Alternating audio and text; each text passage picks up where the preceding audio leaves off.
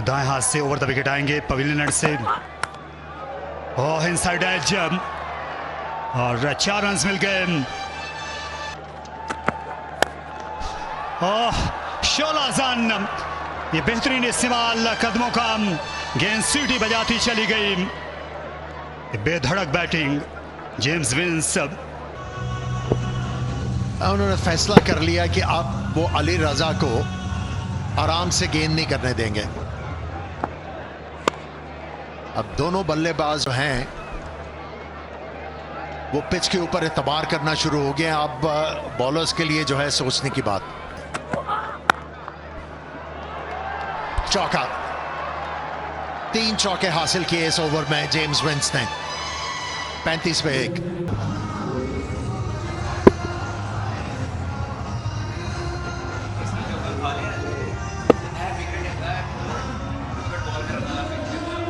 आप देखें तो सीने चौड़े हैं फखर से, और क्या फखरिया शॉट थी ये।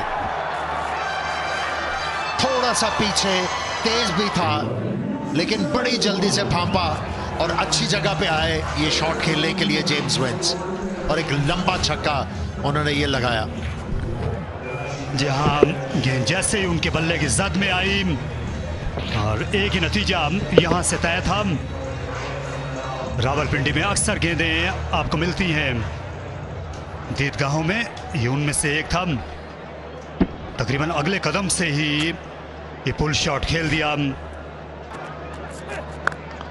और 49 की पार्टनरशिप, अब ये 50 की पार्टनरशिप होगी। और बेहतरीन शॉट, निहायत दिलकश। ये भी बहुत बड़ा फायदा होता है।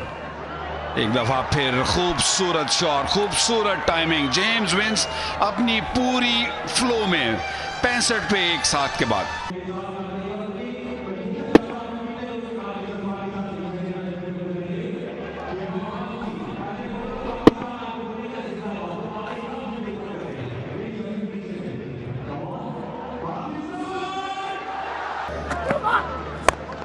बड़ा शॉट, स्लो गेंद था लेकिन लेंथ काफी दूर थी। बहुत वक्त मिला यहाँ पर एक सेट विंस को, जो कि अच्छी फॉर्म में भी हैं और दराज कद भी हैं, और इस तरह के गेंद को वो नहीं छोड़ेंगे। 10 दिन के आराम ने या गैप ने या छुट्टी ने विंस पर कोई फर्क नहीं डाला। ऐसा लगता है कि जैसे उनको मालूम था कि यंगस्टर अली रजा क्या करने जा रहे हैं। उन्होंने ताड़ के रखा हुआ था कि या मैं कवर के ऊपर से मारूंगा या मिड ऑफ के ऊपर से, इसीलिए अपनी क्रीज पर जमे रहे। एक इंग्लैंड से आया है और दूसरा ऑस्ट्रेलिया से। हवा में खेला है और एक दफा फिर उस पर टाइमिंग उमदा। 4 रन मिलेंगे, चाहते वो 6 थे लेकिन 4 पे मुतमईन होंगे। एक तो पीछे गिरा, दूसरा आया ही नहीं, तो शायद बेहतर यही था कि इसको फ्लैट 4 रन ही मारे जाएं, क्योंकि अगर इसको उठाने जाते तो शायद ये बाउंड्री के अंदर ही रह जाता।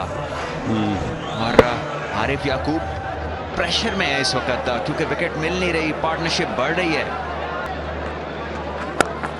और बैटिंग जो है इस टाइम टोटल कंट्रोल में। आराम से 2 रन बनेंगे। देखिए इतनी खूबसूरती के साथ ये पार्टनरशिप बिल्ड हो रही है कि लगा ही नहीं कि कहीं पर रिस्क लिया, और 10 की एवरेज से रन बन रहे हैं। 50 रन मुकम्मल किए विंस ने इस दुक्के के साथ, और 29 गेंदों में 51 रन पे पहुंचे हैं ये। और अभी ऐसा किसी मौके पर नहीं लगा कि इन्होंने बहुत तेज खेलने की कोशिश की। अहमद दानियाल, और पहले ही बॉल पे ब्रेक के बाद वही नजारा, 4 रन। इनके चेहरे के तासुरात बिल्कुल नहीं बदलते, लेकिन तासुरात जिसके बदलते हैं वो बॉलर है और बॉलिंग साइड है। जिस भी लेंथ पे इनको कराया, जिस भी लाइन पे कराया है, वहाँ सानी इन्होंने डोमिनेट किया है बॉलर्स को। जितनी मर्जी गुफ्तगू आप कर लें, कुछ मुख्तलिफ करना पड़ेगा।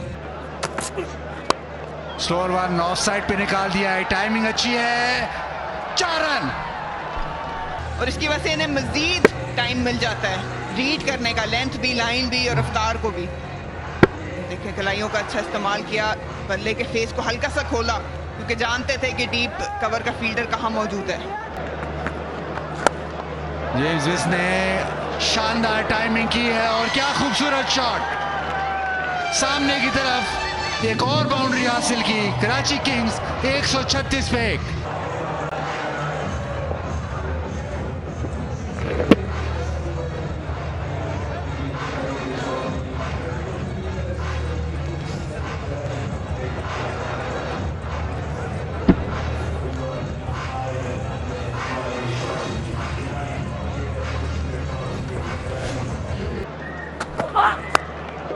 इस दफा लेग साइड पे उठा के खेला है और बहुत ही तेजी से ये बाउंड्री की तरफ गई। आज ऐसा लग रहा है कि एक सॉफ्टवेयर अपडेट किया हुआ है विंस और फॉर्नर ने बॉलर्स के दिमाग में, क्योंकि वो वहीं बॉल करा रहे हैं जहां वो चाहते हैं।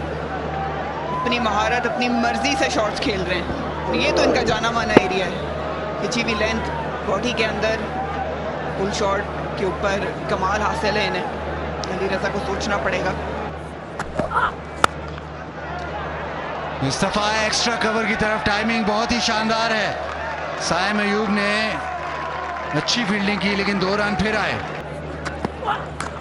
एज और कामयाबी। अली रजा ने एक और शानदार बॉल की, तेज बॉल किया। जेम्स विंस इसको सिर्फ एज ही कर सके। अच्छा कैच। एज आ चुका था, बड़ी विकेट है।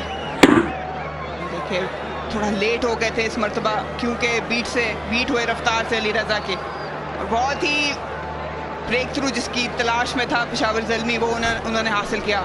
जेम्स विंस अपना काम कर गए। 7-2 बना गए कराची 162 for 2।